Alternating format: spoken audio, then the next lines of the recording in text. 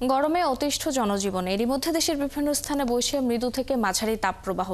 এতে অসুস্থ হয়ে পড়েছেন অনেকেই। এ নিয়ে আরো খবর জানাতে বগুড়া থেকে যোগ দিচ্ছেন সহকর্মী আবু সাইদ। সাইদ, হাসপাতালে রোগীর সংখ্যা কেমন দেখছেন, চিকিৎসকরা কি বলছেন এবং রোদের প্রকোপ কেমন আজকে? আপনাকে ধন্যবাদ। বগুড়ার যে হসপিটালগুলো আছে তাদের কর্তব্যরত চিকিৎসকদের সাথে আমরা কথা বলেছি। এই তাপমাত্রার কারণে সেখানে রোগীর সংখ্যা বাড়ছে। সরাসরি হিট স্ট্রোকে আক্রান্ত না হলেও এই রোদের কারণে বা তাপমাত্রার কারণে যে পার্শ্ব প্রতিক্রিয়াগুলো হয় সেগুলোর কারণে কিন্তু হসপিটালগুলোতে রোগীর সংখ্যা বৃদ্ধি পাচ্ছে। এবং আমরা দেখছি যে গত 3 দিনে আমি যেখানে দাঁড়িয়ে আছি বগুড়ার মোহাম্মদ আলী হসপিটাল, এই 250 শয্যা বিশিষ্ট হসপিটালে কিন্তু ডায়রিয়া সংক্রান্ত 17 জন ভর্তি হয়েছে। এর মধ্যে 7 জন শিশু রয়েছে।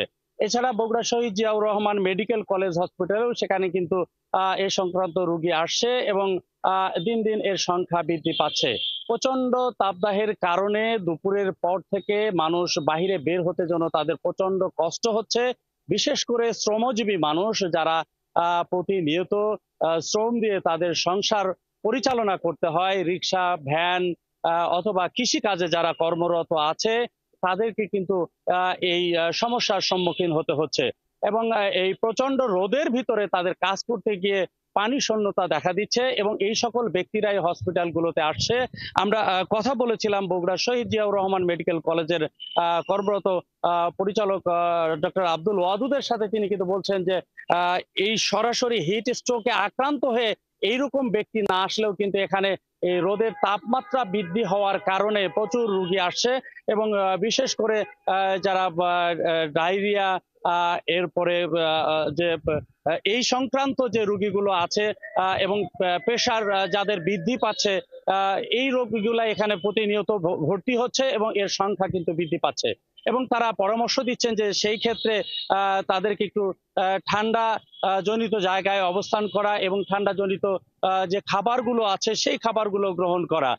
আমরা দেখেছি যে শহরে দিনের বেলা রোদের তাপমাত্রা প্রতিনিয়ত বৃদ্ধি পায় এবং বিকেল 5টা, 5:30 পর্যন্ত এই তাপমাত্রা কিন্তু অব্যাহত থাকে। আবহাওয়া অফিসের পক্ষ থেকে বলা হয়েছে যে এই গত 3 দিনে অর্থাৎ গত বৃহস্পতিবারে বগুড়ায় সর্বোচ্চ তাপমাত্রা ছিল 38.5 ডিগ্রি সেলসিয়াস এবং গতকাল একই অবস্থা, প্রায় 36 ডিগ্রি সেলসিয়াস তাপমাত্রা ছিল। এই 36 ডিগ্রি তাপমাত্রার মধ্যে দিয়ে যে ভারী কাজ বা কঠিন যে কাজগুলো আছে এই কাজগুলো করতে গিয়ে শ্রমজীবী মানুষ প্রতিনিয়ত সমস্যার সম্মুখীন হচ্ছে এবং এই তাপজনিত কারণে রোগীর সংখ্যাও কিন্তু বৃদ্ধি পাচ্ছে। হসপিটালগুলোতে রোগীরা আসছে, ডাক্তাররা পরামর্শ। ধন্যবাদ সাইদ আমাদের সঙ্গে যুক্ত হওয়ার জন্য। দর্শক, বগুড়া থেকে তাপপ্রবাহের খবর জানাচ্ছিলেন সহকর্মী আবু সাইদ।